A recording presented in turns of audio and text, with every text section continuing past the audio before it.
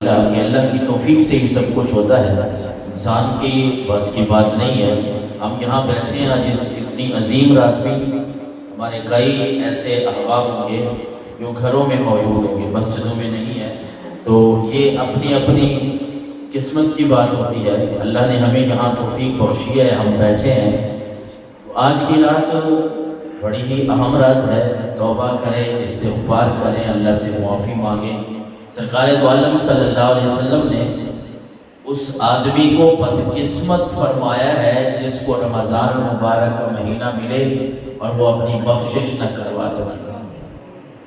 آپ نے اس کو بدقسمت لوگوں میں شمار کیا ہے۔ اس لیے اگر پہلے 25-26 دن ہم نے کوتاہی کی ہے نا، تو آج رات ہم نے بیٹھنا ہے تو کوشش کریں اپنے گناہوں کی معافی مانگیں، کیونکہ یہ وہ رات ہے جس کے بارے میں آقا کریم علیہ السلام نے فرمایا، من قام لیلۃ القدر ایمانا واحتسابا غفر له ما تقدم من ذنبه۔ بخاری شریف کی حدیث مبارکہ ہے 2014 نمبر پہ۔ رسول اللہ صلی اللہ علیہ وسلم نے فرمایا، جس نے بھی لیلۃ القدر میں ایمان کی حالت میں اور ثواب کی نیت سے قیام کیا، نفل پڑھے، اللہ تعالیٰ اس کے سابقہ گناہوں کو معاف فرما دیتا ہے۔ سبحان اللہ۔ اور پھر حضور علیہ السلام کا یہ فرمان بھی ہمیں ملتا ہے، آپ نے فرمایا کہ لیلۃ القدر جو ہے اس کو طاق راتوں میں، آخری عشرے کی طاق راتوں میں ڈھونڈو۔ لیکن آج کی جو رات ہے نا 27ویں، جو علماء ہیں، فقہاء ہیں، اللہ کے نیک بندے ہیں، ان کا تجربہ یہ ہے کہ 27ویں شب جو ہے اکثر طور پہ یہ ہوتا ہے کہ یہ لیلۃ القدر ہوتی ہے۔ اللہ اس رات میں فرشتوں کا نزول فرماتا ہے۔ اس رات کے بارے میں اللہ کے نبی صلی اللہ علیہ وسلم نے فرمایا، اس رات جبریل امین اور دیگر فرشتے زمین پر آتے ہیں، اور جبریل امین لیلۃ القدر میں مومنوں سے، مسلمانوں سے مصافحہ کرتے ہیں۔ کتنی خوش قسمت رات ہے، اور خوش قسمت وہ لوگ ہیں کہ جن کو اللہ تبارک و تعالیٰ نے یہ توفیق بخشی ہے کہ وہ آج کی اس عظیم رات عبادت کریں گے۔ اچھا، عبادت کا یہ مطلب یہ نہیں ہے کہ ہم ساری رات جاگیں، نہیں، ہمارا اسلام تو بڑا آسان ہے، بڑی ہی آسانی اللہ کے نبی صلی اللہ علیہ وسلم نے ہمارے لیے بیان فرمایا۔ یہ نہیں فرمایا ساری رات جاگیں، اتنے نفل پڑھے، نہیں، کچھ تجربات ہیں لوگوں کے، بزرگوں کے، انہوں نے، میں آخر میں بتاتا ہوں بھائی، آپ کوئی نفل پڑھنا چاہیں، کچھ اللہ کے نبی نے مقرر نہیں فرمایا اتنے پڑھے۔ آپ نے فرمایا من قام لیلۃ القدر، آپ نے فرمایا جس نے بھی لیلۃ القدر میں قیام کیا، کوئی نہیں فرمایا کہ 2 نفل پڑھے یا 100 نفل پڑھے، بس آپ پڑھ لیں۔ حضور نے فرمایا جس نے بھی لیلۃ القدر میں قیام کیا، نفل پڑھ لیے، اللہ اس کے سابقہ گناہوں کو معاف فرما دیتا ہے۔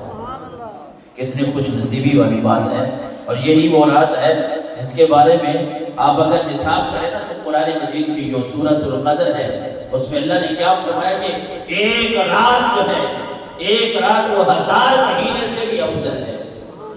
1000 مہینے سے 83 سال اور 4 ماہ کی عبادت ایک رات میں اللہ تبارک و تعالیٰ نے رکھ دی ہے، وہ بھی اس امت کے لیے۔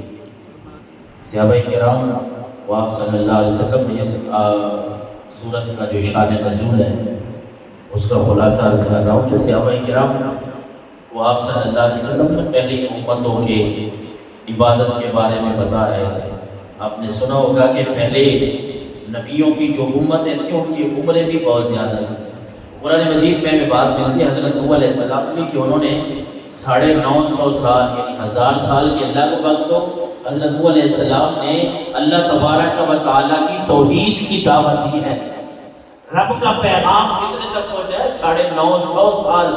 ان کی عمر کا اندازہ لگائیں کہ عمر کتنی ہوگی پھر، یعنی پہلی، یہ قرآن سے بھی ہمیں بات ملتی ہے کہ پہلی جو امتیں تھی نا ان کی عمریں زیادہ ہوا کرتی تھی۔ ظاہر ہے جب عمر زیادہ ہے تو پھر عبادت بھی زیادہ ہوگی۔ اس طرح بخاری شریف میں وہ میں بات اب اس پہ ایک چھوٹی سی ضمن کر دوں، موضوع سے ہٹ کے ہے کہ عبادت جتنی بھی کرے نا، اپنے روزے رکھے ہیں، ہمارے اعتکاف میں نوجوان بیٹھے ہیں، جتنی بھی عبادت ہے کبھی بھی اپنی عبادت پہ گھمنڈ نہ کریں، کیونکہ یہ اللہ کی توفیق سے ہوتا ہے۔ مجھے وہ عمروں سے یاد آ رہی کہ پہلی امتوں کی عمریں زیادہ ہوتی۔ ایک آدمی نے نا، یہ حدیث رسول کا خلاصہ ہے، قصہ کہانی نہیں ہے، ایک آدمی نے 500 سال تک اللہ کی عبادت کی، 500 سال تک اللہ کی عبادت، صرف اللہ کی عبادت کرتے رہے، کوئی کام نہیں کیا۔ لیکن جب رب کے پاس پہنچے نا تو اللہ تبارک و تعالیٰ نے فرمایا کہ اس کو، جملے کو سمجھیے گا، رب نے حکم دیا فرشتوں کو کہ اس آدمی کو میرے فضل سے، میری رحمت سے جنت میں داخلہ دے دو۔ وہ بندہ عرض کرتا ہے، یا اللہ میں نے 500 سال عبادت کی ہے، 500 سال، اب بھی رحمت اور فضل سے جنت میں جاؤں گا، میری عبادت کہاں گئی؟ یعنی رب کی طرف سے حکم ہو نا کہ میری رحمت اور فضل، رب نے یہ نہیں فرمایا اس نے بڑی عبادت کی اس میں جنت دے دے، بڑی عبادت کی ہے جنت میں داخلہ دے دو، رب نے فرمایا میرے رحمت اور فضل سے جنت دے دو۔ بندے نے سوال کر لیا، پوچھ لیا، یا اللہ میں ابھی آپ کی رحمت، تیری رحمت اور تیرے فضل سے جنت میں جاؤں گا، تو میرے وہ 500 سال کا عبادت کہاں؟ اللہ تبارک و تعالیٰ نے فرشتوں کو حکم دیا، اب ٹھہر جاؤ، اب یہ کرتے ہیں، اس کا تھوڑا حساب کر لیا۔ اب رب نے فرمایا ترازو لگایا جائے اور یہ کریں کہ 500 سال کی عبادت ایک پلڑے میں رکھ دو، اور میں نے جتنی اس کو نعمتیں دی ہیں ساری نہیں، صرف ایک نعمت جو آنکھ میں نے اس کو عطا کی تھی وہ دوسرے پلڑے میں رکھو۔ جب فرشتوں میں تولا نا تو بندے کی عبادت کم ہو گئی، رب کی ایک رحمت بڑھ گئی، سمجھ آ گئی اسے۔ عرض کرنے لگا، مولا بس بھول گیا، مجھے اپنی عبادت پہ ناز تھا، عبادت سے جنت میں نہیں جانا چاہتا، تیرے رحمت سے ہی جنت میں جانا چاہتا، تیرے فضل کا محتاج ہوں، مجھے اپنی رحمت اور فضل سے جنت میں داخلہ دے دے۔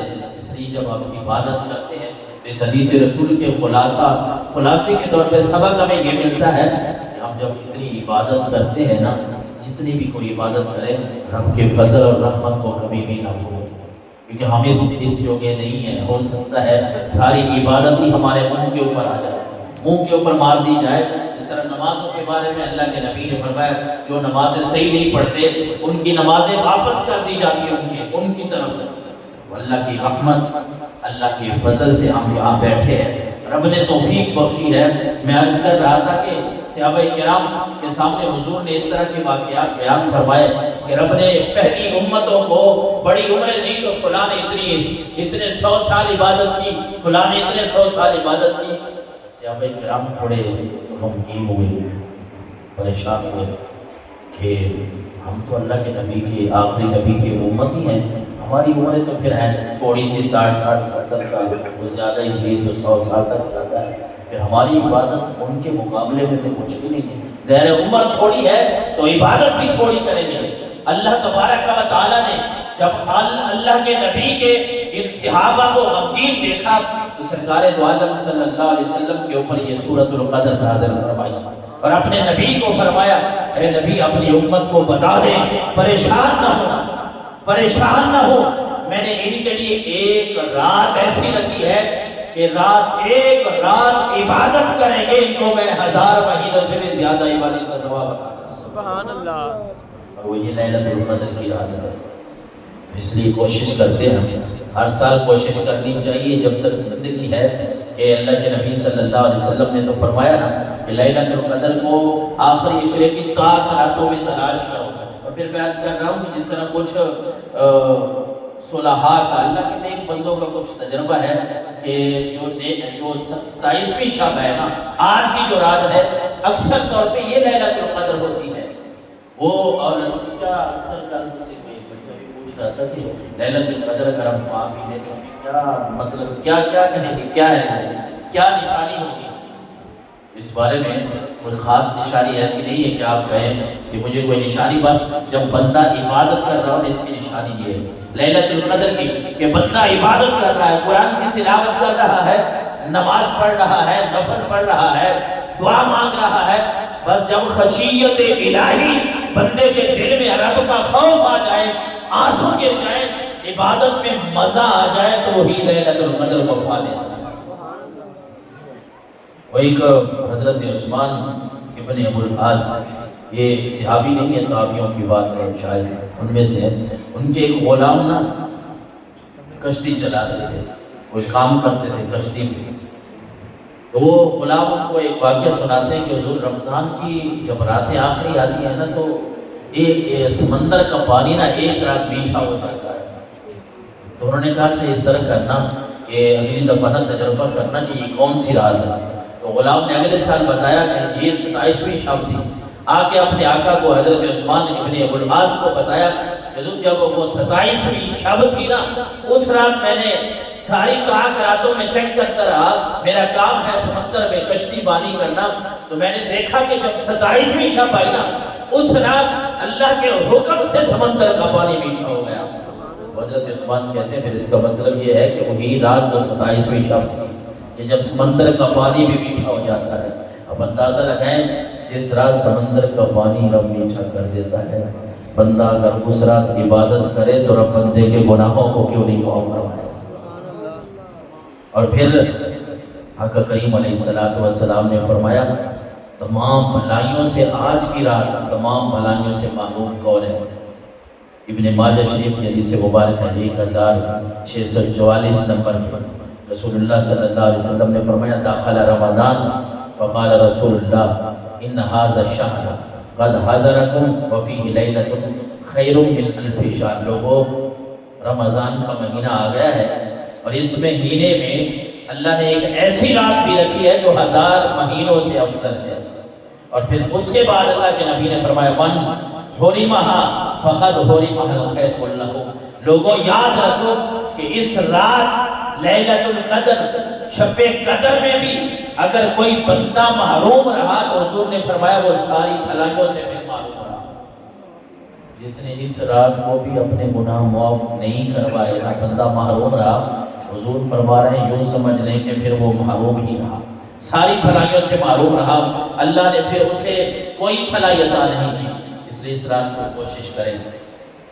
کوشش کریں حضرت ابی بن کعب مسلم شریف کی ایک حدیث مبارک ہے 762 نمبر۔ حضرت ابی بن کعب نا وہ ایک طویل حدیث ہے، اس کا ایک حصہ ہے۔ حضرت ابی بن کعب اللہ کی قسم اٹھا کے کہتے ہوتے تھے واللہ الذی لا الہ الا ہوا انہا لفی رمضان یخلف ما یستثنی۔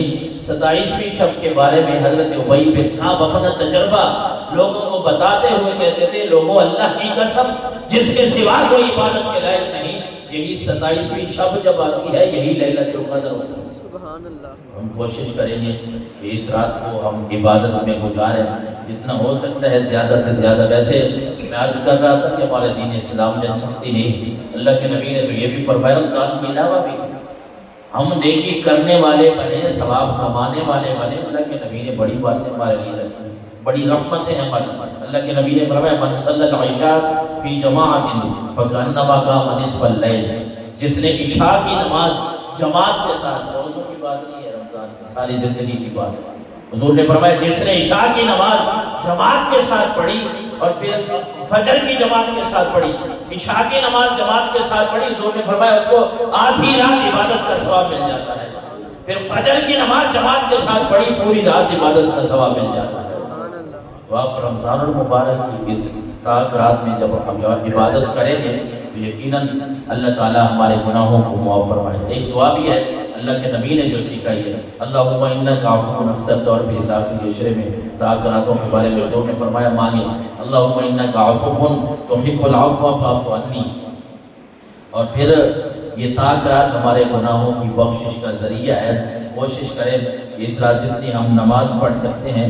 حضرت ابو ہریرہ رضی اللہ تعالیٰ عنہ، حضرت ابو ہریرہ اپنا تجربہ بتاتے ہیں، کہتے ہیں لیلۃ القدر جب آتی ہے نا تو اللہ تعالیٰ زمین پر اتنے فرشتے نازل فرماتا ہے، اتنے فرشتے زمین پر نازل فرماتا ہے کہ جتنے کنکر ہیں نا، کنکر روڑے یہ بھی تھوڑے ہیں، اس ساری زمین کی بات کرتے ہیں، جتنے ساری زمین ہوئے زمین پر کنکر ہیں، روڑے ہیں، اس سے بھی زیادہ اللہ تعالیٰ لیلۃ القدر کو آسمان سے زمین کے اوپر فرشتے نازل فرماتا ہے۔